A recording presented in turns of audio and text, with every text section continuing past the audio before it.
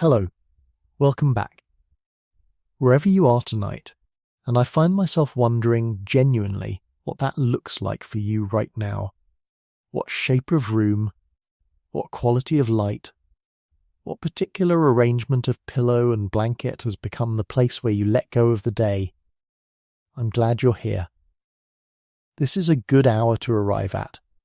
This is exactly the kind of moment this whole practice was built for. Go ahead and settle in. Not the tentative kind of settling, the kind that's still half listening for something else to happen. The full kind. The kind where your weight actually surrenders to whatever is holding it up, where your shoulders finally admit they've been carrying something all day and set it down. Let your breathing slow into its own rhythm. There is nothing else required of you right now, except to be here, comfortably, and let the words come in at whatever pace suits you. You don't need to hold on to anything tonight. If something stays with you, it will be because it found a place in you that was already waiting for it, not because you gripped it. The rest will simply pass through, gently the way most of what we hear at night does, and that's exactly as it should be. If you're new here, welcome. This is Late Space, and what we do is take the largest ideas we can find and slow them down until they fit the shape of a quiet evening. If this feels like somewhere you'd like to return to, a gentle like or subscribe helps other people find their way here on their own restless nights. But that's for later, for the more vertical hours. Right now, there's only this. Tonight I want to ask you to notice something. Something so pervasive, so constant, so woven into the fabric of everything around you, that it has probably never once occurred to you to wonder about it directly. Everything spins. Not most things. Not many things. Everything. The planet you're lying on is spinning right now, turning at this very moment, carrying you through the dark at roughly 1,000 miles an hour, depending on where on Earth you happen to be, though you feel none of it, because you are spinning along with it, perfectly in step. The Earth is orbiting the Sun, which is itself spinning on its own axis, which is itself orbiting the centre of the Milky Way, which is itself a vast spinning disk of hundreds of billions of stars, slowly wheeling once every couple 100 million years. Zoom outward, and galaxies orbit each other in clusters, tracing long, slow gravitational arcs. Zoom inward, and the electrons in every atom in your body possess something physicists call spin, a quantum property that, while stranger than ordinary rotation, still carries the name because it behaves, in certain deep mathematical ways, like a kind of turning. Spin, spin, spin, at every single scale we have ever been able to examine, from the smallest particles we can detect to the largest structures in the observable universe. And here is the question that I want us to sit with tonight. Slowly. The way we sit with all our questions here. Why? Why does everything spin? What is it about the universe, about matter, about gravity, about the way things gather and collapse and come together, that seems to guarantee, almost without exception, that whatever forms will turn? And even more curiously, because this is where the story gets genuinely strange, genuinely wonderful, why? If you trace this spinning all the way back to the very beginning, to the birth of everything, does the universe as a whole seem to have started with almost none of it at all? How do you get from an origin with essentially no spin to a cosmos that spins at every single scale we can observe? This is not a small question. It touches ice skaters and neutron stars, figure skating rinks and collapsing stars, the formation of solar systems and the puzzling, still debated possibility that the universe itself, as a totality, might have some faint whisper of rotation buried in its oldest light. We're going to take it slowly tonight. There is no reason to rush through something this beautiful. Close your eyes when you want to. Let's begin. Let's start with something small and human, something you can picture without any effort at all, because that's often the best way into a big idea, through the small door first. Picture two ice skaters gliding across a rink, They approach each other from a distance, and as they meet, they reach out and link arms. What happens next is something you've probably seen, in person or on television, without ever really asking why it happens the way it does. They begin to spin, not because either skater was trying to spin beforehand, not because some external force reached down and twisted them. They begin to rotate around each other simply because of the way their two paths intersected, the geometry of their approach, the fact that they were moving past each other rather than directly toward each other, converted, the instant they linked arms and became a single connected system, into rotation. This is, in miniature, one of the deepest and most universal principles in all of physics. It's called the conservation of angular momentum, and it is going to be the thread that we follow tonight through every scale of the universe, from a pair of ice skaters all the way out to the largest structures that gravity has ever assembled. Angular momentum is, at its heart, a measure of how much turning motion something has, and how that turning motion is distributed. It depends on two things: how fast something is moving in its rotational path, and how far that motion is from the center it's turning around.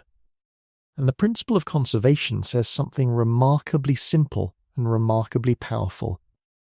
In a system where nothing from outside is pushing or twisting it, the total amount of this turning motion never changes.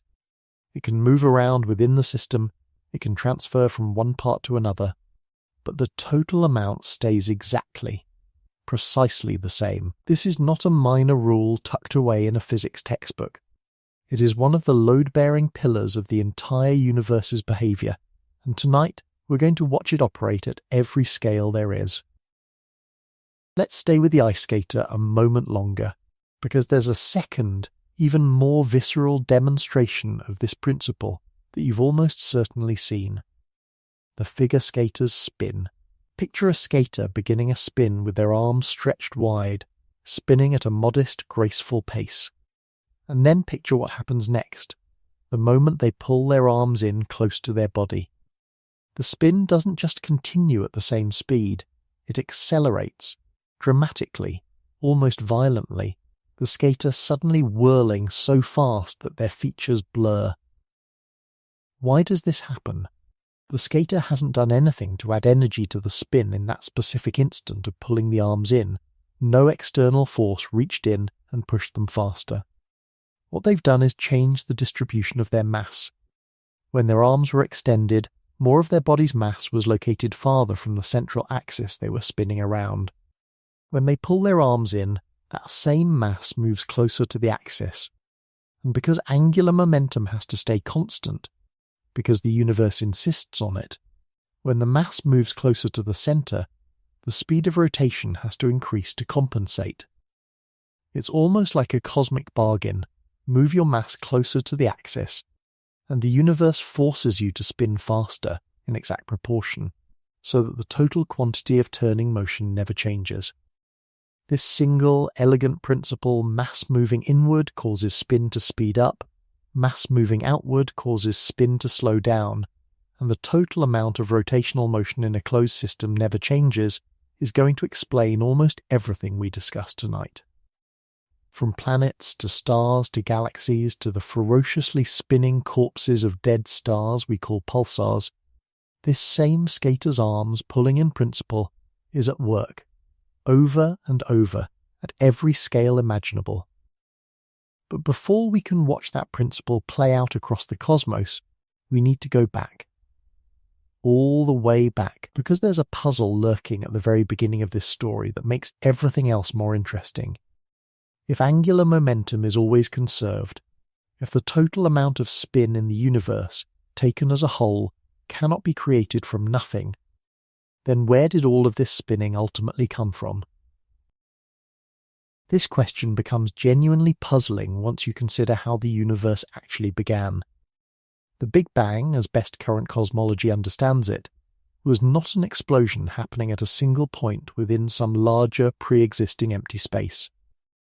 An image that would naturally suggest debris flying outward in swirling, spinning patterns. The way shrapnel from a natural explosion might tumble and spin as it scatters. Rather, the Big Bang was the origin of space and time themselves, an extraordinarily rapid expansion of the universe from an initial state of enormous density and heat, occurring everywhere at once, with no centre, and importantly, with essentially no measurable overall rotation. As far as our best cosmological models and observations can tell us, the universe as a whole did not begin spinning. Its total angular momentum, on the largest possible scale, appears to be essentially zero, or at least so vanishingly close to zero that we have never been able to measure a difference. And yet here we are, 13.8 billion years later, in a universe absolutely saturated with spin at every single scale we can examine. Planets spin. Stars spin. Solar systems orbit with a defined rotational axis. Galaxies wheel majestically through space. Even individual subatomic particles carry an intrinsic property that we, not entirely by coincidence, chose to name spin. How do you get from a beginning with essentially zero net rotation to a universe positively saturated with it? The answer, it turns out, doesn't require any violation of the conservation law at all. It requires something much more interesting, an understanding of how a system with zero total rotation can still, internally, contain an enormous amount of local spinning, as long as all of those individual local rotations eventually add up, cancel out, and average back to zero across the whole. Let me show you how this works, because it's one of the more beautifully simple ideas in all of cosmology. Imagine, for a moment, a very large, very calm, motionless cloud of gas, the kind of primordial material that filled the early universe in the aftermath of the Big Bang. As a complete whole, this cloud has no overall rotation. If you could somehow measure its total angular momentum as a single unified object, you would get an answer of essentially zero. But now imagine dividing this enormous cloud, conceptually, into countless smaller regions, pockets, clumps, localized concentrations of gas that will eventually, under the patient pull of their own gravity, condense into the first stars and the first galaxies. Here is the key insight, and it's worth sitting with slowly, because it resolves the whole apparent paradox. Even though the cloud as a whole has zero net rotation, that doesn't mean every single molecule and particle within it was perfectly still, perfectly aligned, moving in perfect stillness relative to every other particle. Real gas clouds are never that perfectly uniform. There are always small, essentially random fluctuations in density and motion, tiny eddies, tiny currents, the gas equivalent of small ripples on the surface of an otherwise calm lake. When you isolate any particular small region of this cloud, the region that will eventually collapse to form, say, a single star or a single galaxy, that particular region, by pure chance, will almost never have exactly zero internal rotation of its own.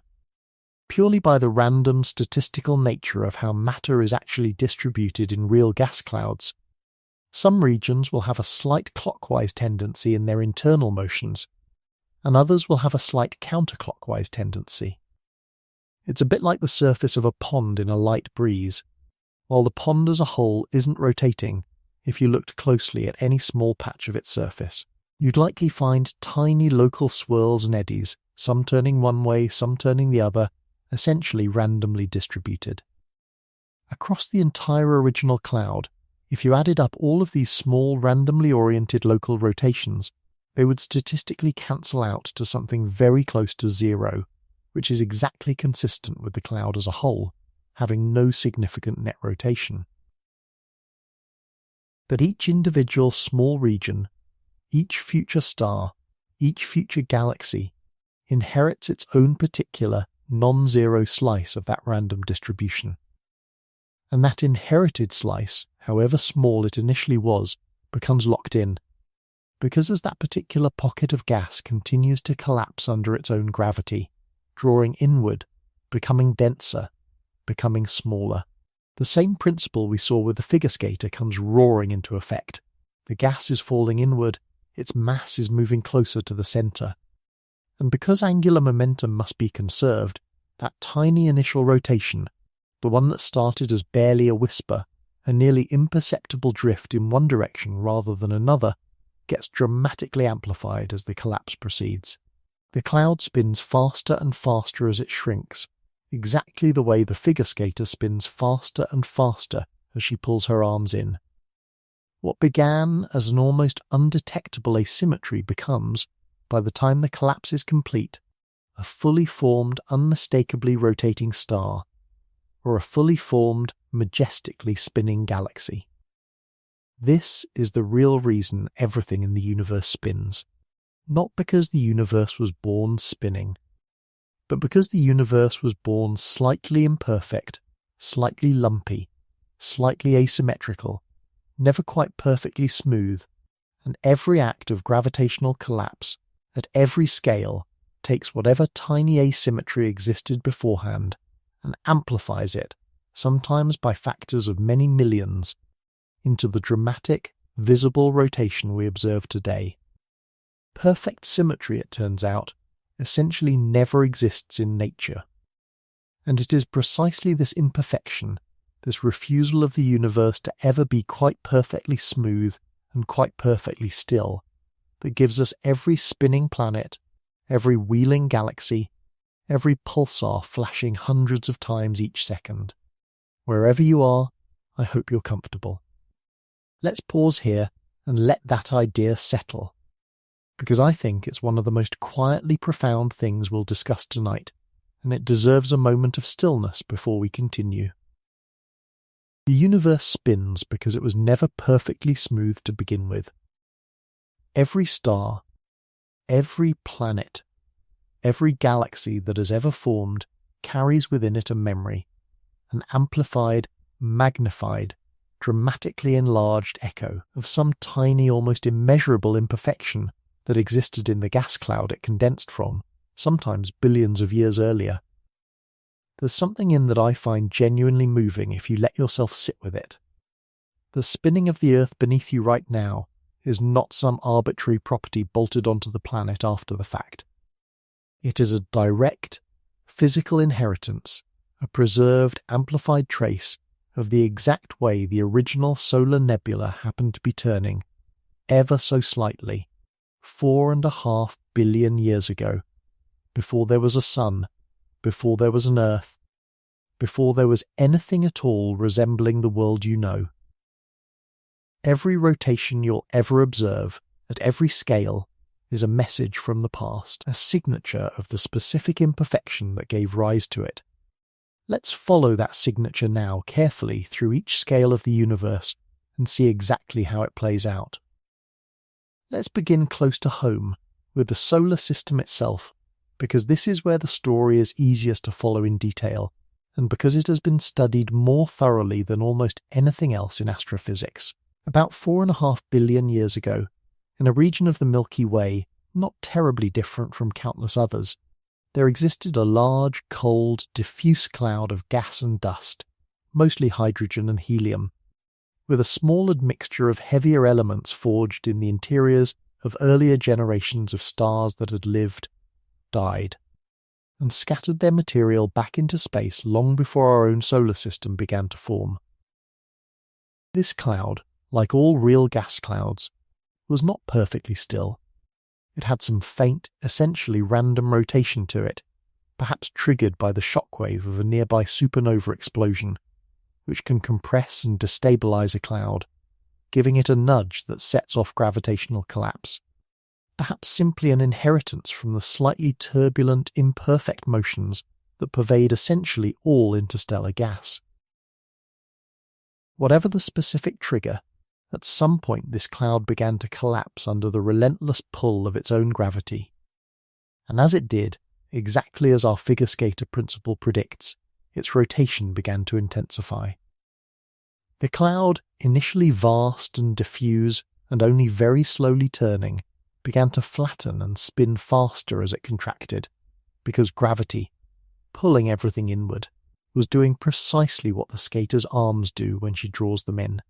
Over time, this collapsing, spinning cloud flattened dramatically into what astronomers call a protoplanetary disk, a wide, thin, rapidly rotating disk of gas and dust with the vast majority of the material concentrating toward the centre, where increasing density and pressure eventually ignited nuclear fusion and gave birth to the Sun. The remaining material in the disk, the material that didn't fall directly into the newly forming Sun, continued orbiting, continued spinning, gradually clumping together through countless small collisions and gravitational interactions, slowly assembling into what would eventually become the planets, moons, asteroids and comets of our solar system. And here is the beautiful part, the part that ties this whole story together with mathematical elegance. Because every planet, every moon, every asteroid in our solar system formed from the same original rotating disk, they all inherited to a remarkable degree a shared orientation. This is why, if you look at the solar system from above its north pole, you'll find that nearly every planet orbits the Sun in the same direction, in almost the same flattened plane, and that most planets, with a few fascinating and telling exceptions, like Venus and Uranus, which we'll return to, also spin on their own axes in roughly that same direction. The entire architecture of our solar system, this vast and intricate clockwork of orbiting worlds, is a direct, physical consequence of a single tiny rotational imperfection in a cloud of gas, amplified by gravitational collapse into the beautifully organized, disc-shaped system we live inside today. Now, I mentioned exceptions, and I think they're worth pausing on, because they tell us something important about how this whole process actually works, and about how violent and chaotic the early history of any planetary system genuinely is. Venus, our neighbouring planet, spins on its axis in the opposite direction from almost every other planet in the solar system, what astronomers call retrograde rotation, and it spins extraordinarily slowly, taking about 243 Earth days to complete a single rotation, which is actually longer than its entire orbital year around the Sun. Uranus is even stranger. Rather than spinning with its axis roughly perpendicular to its orbital plane, the way most planets do, Uranus is tipped almost completely onto its side, rotating with its axis nearly parallel to the plane in which it orbits the Sun. It essentially rolls around the solar system like a ball, rather than spinning like a top. Why would these two planets deviate so dramatically from the shared inheritance of the original rotating disk? The leading explanations for both involve enormous catastrophic collisions deep in the earliest history of the solar system, a period when the young planets, still forming, were regularly struck by other large planetary bodies, sometimes nearly as large as the planets themselves. The prevailing theory for Venus's slow backward rotation involves either a single massive impact early in its history that effectively flipped or dramatically slowed its original spin, or, in a more recent and increasingly favoured explanation, the long-term gradual effect of gravitational tides from its thick atmosphere interacting with the Sun's gravity over billions of years, gradually forcing its rotation into its current unusual configuration. For Uranus, the most widely accepted theory involves one, or possibly several, colossal impacts early in the planet's formation, powerful enough to physically knock its entire rotational axis over onto its side and lock it into that dramatically tilted configuration for the following 4.5 billion years. These exceptions don't undermine the general principle we've been discussing. If anything, they reinforce it beautifully. They show us that the underlying inherited spin of the original solar nebula was real and dominant, enough that almost every planet still reflects it today, but that this inherited spin can also be violently overwritten locally by sufficiently dramatic events. The universal principle remains angular momentum conservation, but angular momentum, remember, can be transferred between colliding objects, and a big enough collision can transfer enough of it to completely overwhelm and redirect whatever spin a planet originally inherited from its birth. Even the exceptions, in other words, are following the same rule. They're just following a more violent chapter of it. Wherever you are, I hope you're still comfortable. Let's breathe here for a moment before we move further out From planets to the stars themselves, I want to tell you something about how stars are born, because it involves one of the more dramatic and visually spectacular demonstrations of angular momentum conservation anywhere in the universe. And it directly explains something you may have wondered about at some point, even if you never quite put the question into words. Why do some of the most beautiful astronomical images we have show young stars with enormous jets of material blasting outward from their poles? When a cloud of gas collapses to form a star, exactly as we discussed with the solar system, the collapsing material flattens into a rotating disk, spinning ever faster as it contracts, exactly like our figure skater pulling in her arms. But here's a subtlety that becomes crucially important, especially for stars. As the young forming star at the centre of this disk continues to gather more and more mass, drawing material inward from the surrounding disk, its rotation would, by the simple logic we've discussed, need to speed up dramatically to conserve angular momentum.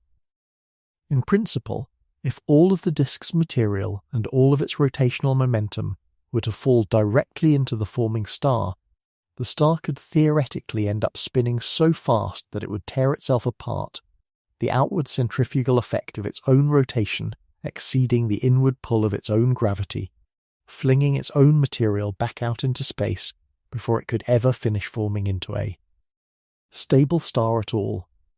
Nature, it turns out, has an elegant solution to this problem, one that astronomers have only fully come to understand and directly observe in the past few decades.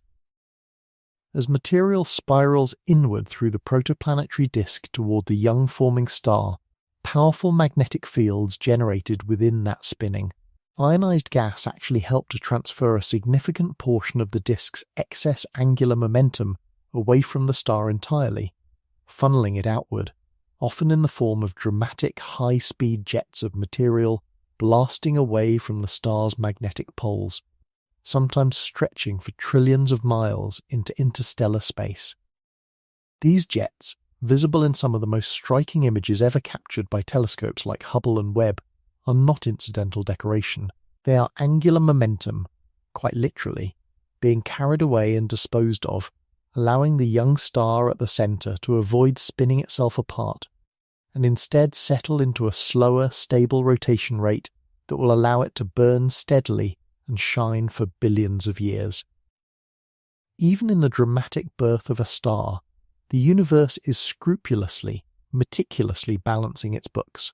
Angular momentum conserved, just redistributed, some staying with the star, some carried outward by these enormous jets, some remaining in the surrounding disk to eventually form planets. All of it adding up, in total, to exactly what the cloud started with. Now let's talk about what happens at the other end of a star's life, because if the birth of stars shows angular momentum conservation in a dramatic outward flowing form, the death of certain stars shows the exact opposite. The figure skater's arms pulling in effect, taken to an almost unimaginable extreme. We've discussed in previous episodes here on Late Space how massive stars considerably larger than our own Sun, end their lives in catastrophic collapse. When such a star exhausts the nuclear fuel in its core, the outward pressure generated by fusion, which had been holding the star's own gravity at bay for millions of years, suddenly and abruptly switches off. With nothing left to resist it, gravity wins, decisively and immediately. The star's core, which may have been many times larger than the Earth just moments before, collapses in a fraction of a second down to an object often no larger than a modest-sized city, an object we call a neutron star, so dense that a single teaspoon of its material would weigh. If you could somehow bring it back to Earth and place it on a scale, roughly 1 billion tons. And here is where our figure skater principle produces perhaps its most extreme and spectacular demonstration anywhere in the known universe. The original star's core, before collapse, was rotating, slowly, gently, the way most stars rotate over the course of their long, stable lives. But as that core collapses catastrophically down to a radius that might be 10,000 times smaller than what it started as, The conservation of angular momentum demands, absolutely and without exception, that its rotational speed increase by a corresponding staggering amount. The result is an object called a pulsar, a neutron star, spinning at speeds that defy easy comprehension. Some of the fastest known pulsars complete hundreds of full rotations every single second. Imagine an object more massive than our Sun, but compressed down to the size of a city, spinning fast enough that its surface, if you could stand on it, which you emphatically could not, for reasons involving that same billion tons per teaspoon density, would be moving at a meaningful fraction of the speed of light. This is not some exotic, one-off phenomenon. It is simply the direct, mathematically inevitable consequence of the same principle we watched at work with two ice skaters linking arms on a rink, and with a single figure skater pulling in her arms mid-spin. Take any rotating object, and shrink the radius over which its mass is distributed by a large enough factor, and its rotational speed must increase by a correspondingly large factor, whether that object is a human being on ice skates or the collapsing core of a star many times more massive than our Sun. The universe does not make exceptions for scale. The law that makes a figure skater spin faster when she pulls in her arms is precisely, exactly, without any modification whatsoever, the same law that spins a dead star's core up to hundreds of rotations per second. Let's widen our view once more, moving outward from individual stars to the truly vast scale of entire galaxies, because this is where the story becomes, in some ways, even more mysterious and more actively debated among scientists today. Galaxies, like stars and planetary systems, generally spin, and for essentially the same underlying reason we've already discussed. Galaxies form from enormous clouds of gas within the early universe, clouds that, just like the smaller clouds that formed individual stars, were never perfectly smooth or perfectly still.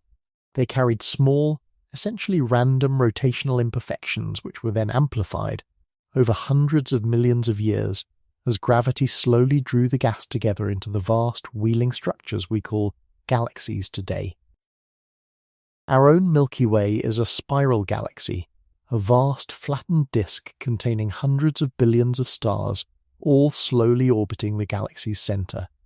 Our own Sun takes something in the range of 220 to 230 million years to complete a single orbit, meaning that the last time our solar system was in its current position relative to the rest of the galaxy, dinosaurs had not yet appeared on Earth. But here is where things become genuinely puzzling, in a way that connects, unexpectedly, all the way back to the very largest possible scale of the universe as a whole. When astronomers carefully study large numbers of spiral galaxies across the observable universe and measure the specific direction in which each one is rotating, whether from our vantage point it appears to be spinning clockwise or counterclockwise, the simplest expectation, based on everything we've discussed tonight, would be that these directions should be essentially random. If every galaxy's spin originated from small, essentially random, statistically independent fluctuations in the primordial gas cloud it formed from, then across a large enough sample of galaxies scattered throughout the sky, you would expect to find roughly equal numbers spinning in each direction, with no overall preference, no favoured orientation, nothing but statistical noise. Multiple studies conducted over the past several years, however, examining large catalogues of spiral galaxies, have found something that this simple expectation does not predict at all. A statistically significant tendency for spiral galaxies to preferentially rotate in one particular direction, aligned with an axis that points, intriguingly, close to the North Pole of our own Milky Way galaxy. This is a genuinely strange finding, and I want to be careful and honest about exactly how strange it is, and exactly how uncertain the explanation currently remains.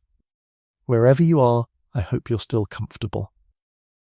This next part requires a bit more care in how we hold it, because we're moving from well-established, thoroughly confirmed physics into territory that is still very much being actively debated and researched. If galaxies really do show a statistically significant preference for rotating in one particular direction rather than randomly in all directions, there are broadly two very different categories of explanation that scientists have proposed. The first, more conservative explanation involves subtle observational biases or selection effects, perhaps something about how certain telescope surveys are conducted or how galaxies are catalogued and classified, introduces an artificial preference into the data that doesn't actually reflect anything real about the galaxies themselves. Given how many potential sources of subtle bias exist in large astronomical surveys, this remains a serious and important possibility that researchers continue to investigate carefully. And it's the kind of explanation that good scientific practice requires ruling out thoroughly before accepting anything more exotic. But the second, considerably more provocative explanation, one that a number of researchers have taken seriously enough to explore in detail in the scientific literature, proposes something that sounds at first almost too strange to consider seriously, that the universe as a whole, at the very largest cosmic scales, might possess a small but genuine overall rotation. Let me be very careful and precise about what this would actually mean, because it's easy to misunderstand. This is not a suggestion that the universe is rotating the way a planet or a galaxy rotates, spinning around some external fixed axis embedded in a larger surrounding space. The way the Earth spins within the solar system. The universe, as far as modern cosmology understands it, is not an object embedded within some larger container that it could rotate relative to. Rather, the proposal is more subtle, that the geometry of spacetime itself, at the very largest scales, might carry a small intrinsic rotational character, a kind of cosmic scale twist woven into the fabric of space and time from the earliest moments of the Big Bang.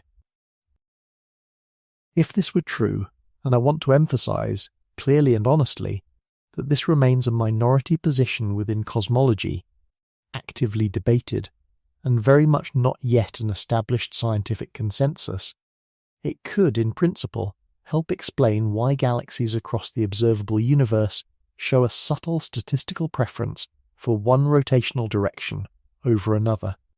In such a scenario, individual galaxies would still primarily inherit their spin from the same local small-scale gravitational processes we've discussed throughout tonight's conversation.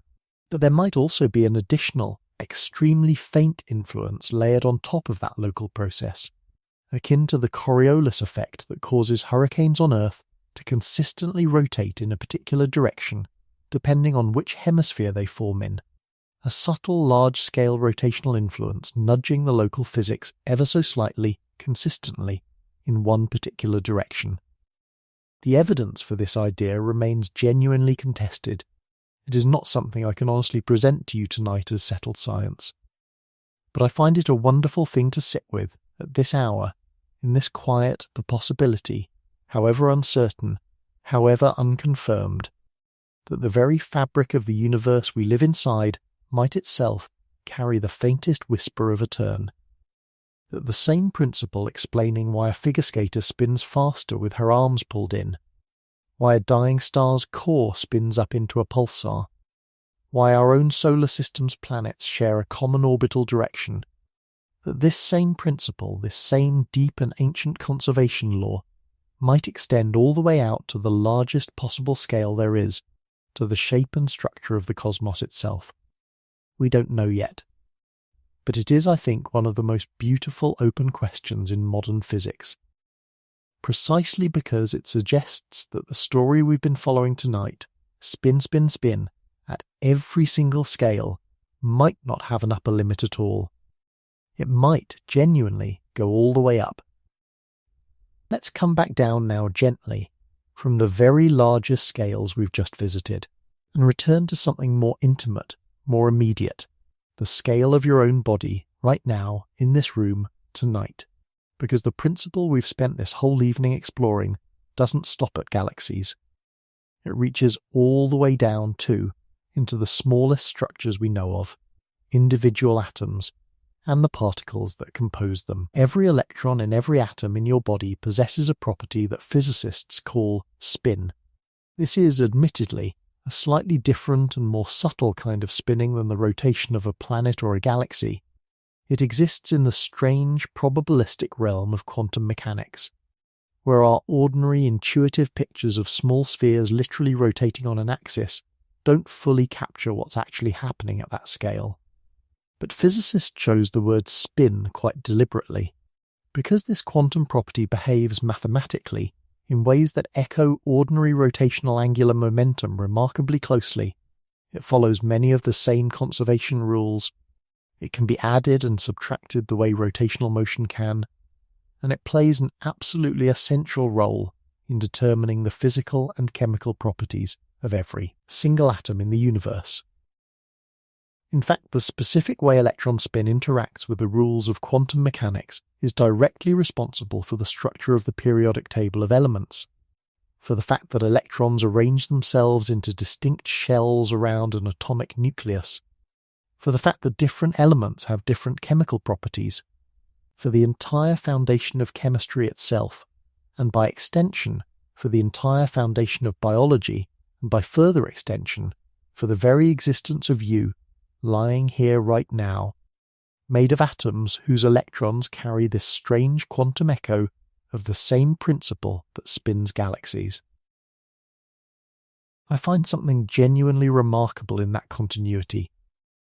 The same fundamental idea, a system conserving its total rotational character, redistributing it, amplifying it, inheriting it across vast differences in scale, appears to govern the behavior of the universe from its absolute smallest known constituents up to its absolute largest known structures. From the electron spin that determines the chemistry inside your cells, to the rotational inheritance that spins our entire solar system, to the wheeling of galaxies across the sky, to the faint, uncertain, but genuinely proposed possibility that the universe as a whole might carry some ancient trace of a turn.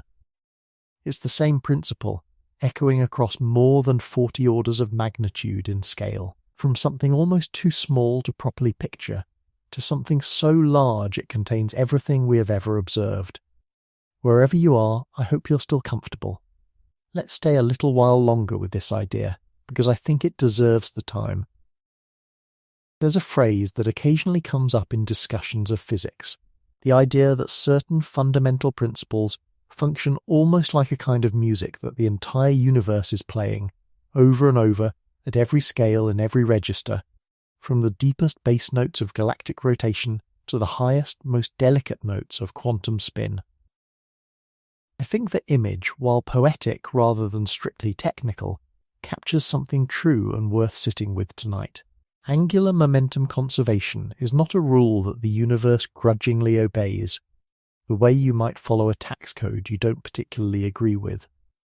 It emerges, in the deepest mathematical sense that physicists currently understand, directly from a much more fundamental symmetry, the fact that the laws of physics don't care which direction you happen to be facing. Rotate your entire laboratory, your entire planet, your entire frame of reference by any angle you like, and the fundamental laws governing how matter and energy behave remain exactly, precisely the same. This property is called rotational symmetry, and a foundational result in theoretical physics, discovered by the mathematician Emmy Noether in 1915, proves that every continuous symmetry in the laws of physics corresponds to a conserved quantity. Rotational symmetry, specifically, gives rise to the conservation of angular momentum. In other words, the reason everything in the universe spins, and continues spinning, and conserves that spins so meticulously across every possible scale, ultimately traces back to something almost unbearably elegant, the simple, deep fact that the universe has no preferred direction. There is no cosmic up or down built into the fundamental laws of physics themselves. And this absence of a preferred direction, this deep rotational symmetry woven into the mathematical structure of reality, is precisely what guarantees, through Noether's remarkable theorem, that whatever rotational motion exists in a system will be conserved, redistributed, amplified through collapse, but never simply created from nothing or destroyed into nothing. The universe spins because it has no favourite direction. That is, when you trace the logic all the way down to its foundation.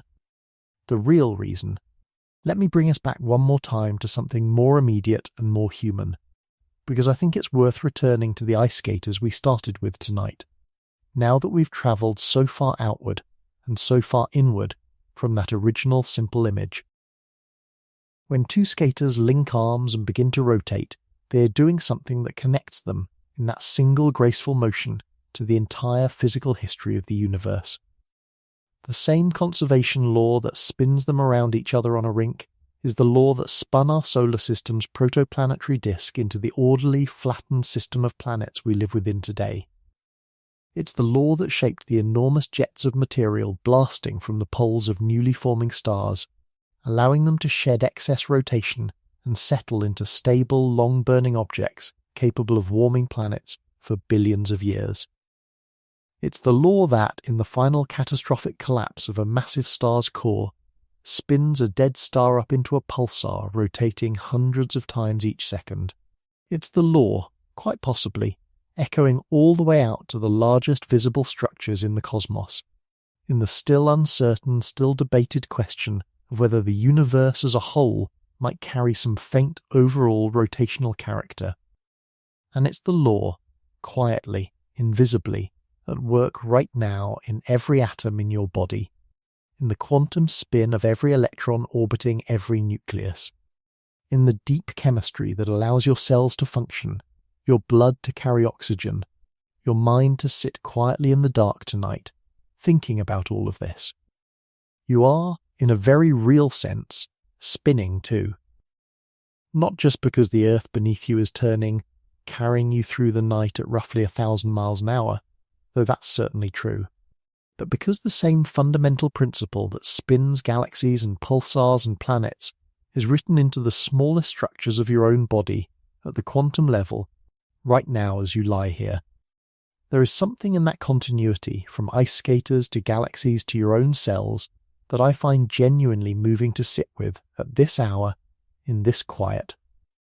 I want to spend a little more time now on a specific and particularly beautiful demonstration of this principle, because I think it deserves its own careful unfolding, the spinning arms of spiral galaxies themselves, and the surprisingly elegant physics that keeps those arms visible for billions of years.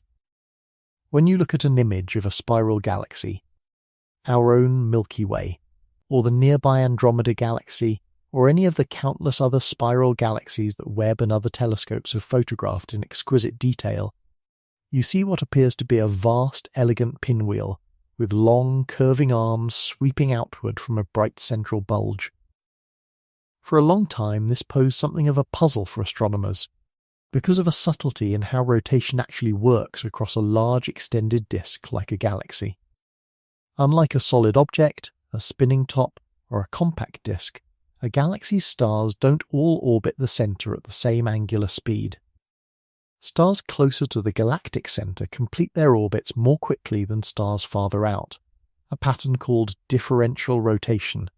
If a galaxy's spiral arms were simply fixed collections of stars, all born together and moving together in a rigid, unchanging pattern, this differential rotation should, over the course of just a few 100 million years, wind those spiral arms up tighter and tighter, eventually smearing them out into a smooth, structureless disk with no visible spiral pattern at all. And yet, when astronomers observe galaxies of all different ages across the universe, they consistently find beautiful, well-defined spiral arms, seemingly undiminished by this expected winding effect. This puzzle, sometimes called the winding problem, was eventually resolved by a genuinely elegant piece of physics, the recognition that spiral arms are not fixed collections of the same stars, permanently locked together, but rather what astronomers call density waves, patterns of increased gravitational density that move through the galactic disk somewhat like a wave moves through water, with individual stars flowing into the wave, slowing down and compressing as they pass through the region of higher density that we perceive as a spiral arm, and then speeding back up and dispersing as they exit it, continuing on their own individual orbits around the galactic centre. It's a bit like watching a wave move across the surface of a lake. The wave itself travels a considerable distance, but the water molecules within it don't travel with it. They simply rise and fall in place as the wave passes through, then return to roughly their original position. A galaxy's beautiful spiral pattern is a similar kind of travelling wave, moving through a sea of stars.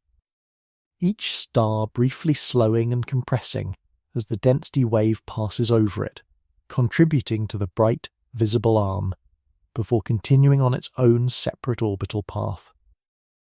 This is not, strictly speaking, angular momentum conservation in the same direct sense we've discussed throughout tonight. It's a related but distinct piece of orbital physics, but I include it here because I think it adds something important to our larger story. The rotation we observe in the universe, at every scale, is not simple in the sense of being uniform or monolithic. It is layered, textured, full of subtlety and nuance, even as it is governed, underneath all that complexity, by the same small handful of deep, elegant, conserved principles. Let's talk for a while about black holes, because they represent perhaps the most extreme and fascinating expression of rotational physics anywhere in the known universe, even more extreme, in certain specific ways, than the pulsars we discussed earlier. When a sufficiently massive star's core collapses at the end of its life, more massive than the cores that form neutron stars, gravity overwhelms every other force in nature, and the core collapses not merely down to the size of a city, but all the way down to a point of infinite density, what physicists call a singularity, surrounded by an event horizon, a boundary beyond which nothing, not even light itself, can ever escape. If the collapsing star's core carried any rotation at all before its collapse, and given everything we've discussed tonight about how thoroughly rotation permeates every scale of the universe, it would be extraordinarily surprising if it didn't. Then that rotation must be conserved through the collapse, exactly as it was for the neutron star and the pulsar. The result is what's called a rotating black hole, technically known as a Kerr black hole, named after the New Zealand mathematician Roy Kerr, who in 1963 found the precise mathematical solution to Einstein's equations of general relativity describing exactly this kind of object. A rotating black hole is genuinely one of the strangest objects that modern physics allows to exist. Its rotation doesn't merely affect the black hole itself, it actually drags the surrounding fabric of space-time along with it.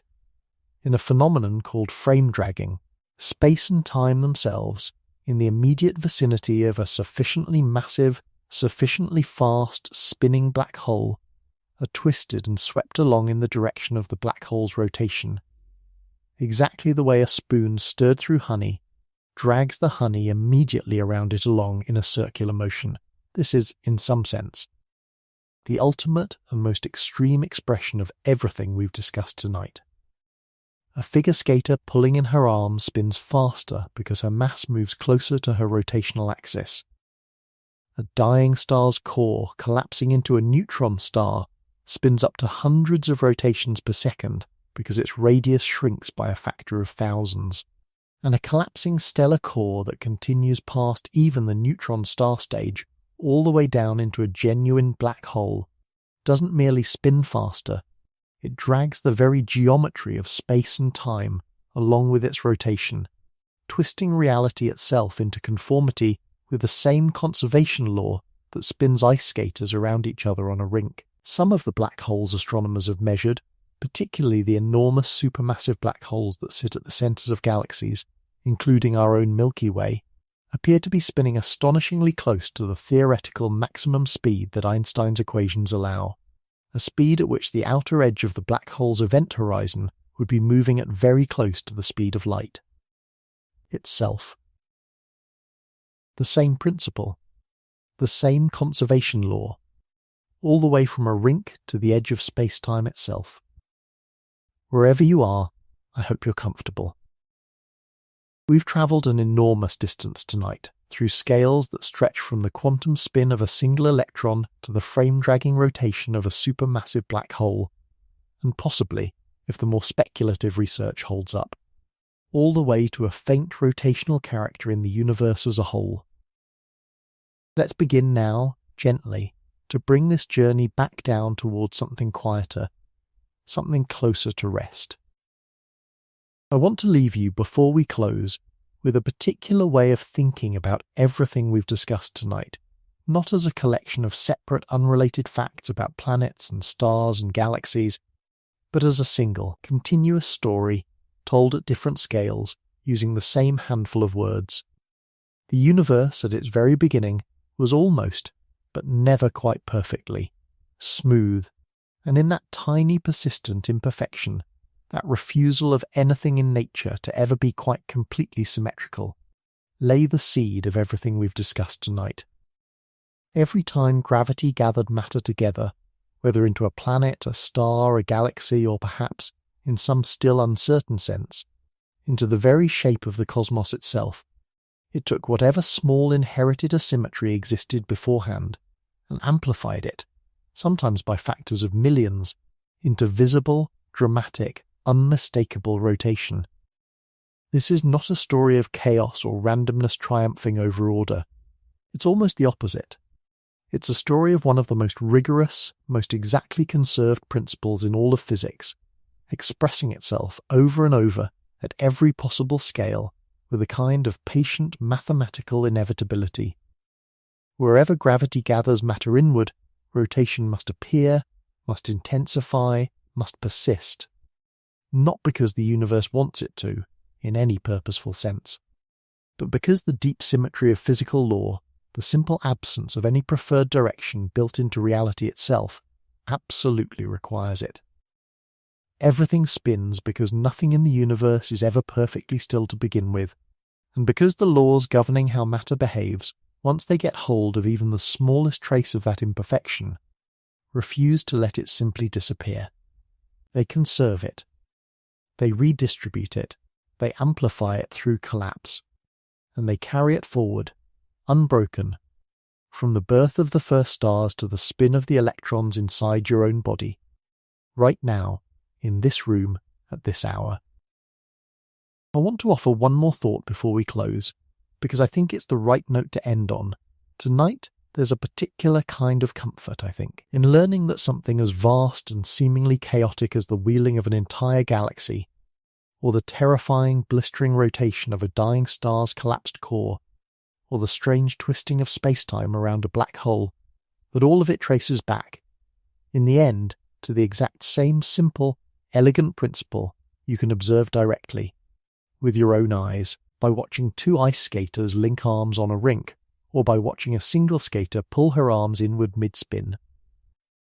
The universe, for all its genuine vastness and genuine strangeness, is not actually made of 1,000 different disconnected rules, one for planets and another for stars and another for galaxies and another still for black holes. It is, again and again, at scale after scale after scale, the same small handful of deep principles, expressing themselves differently depending on the specific conditions they encounter, but never actually changing their fundamental character. There is something deeply reassuring in that, I think. The universe is comprehensible not because it is simple in the sense of being small or limited, but because it is consistent, because the same rules that govern a spinning top on your kitchen table govern the spin of 100 billion star galaxy, and govern, quite possibly, the shape of the cosmos itself. You live inside a universe that keeps its promises. A conserved quantity, once established in the earliest moments after the Big Bang, remains conserved forever, faithfully redistributed and amplified and carried forward through every collapse, every collision, every birth and death of every star, all the way down to this exact moment, in this exact room, where the electrons in your own body are quietly, faithfully, keeping that same ancient promise. Let's come all the way down now, slowly, towards sleep. Here is what is true, as gently and as clearly as I can leave it with you tonight.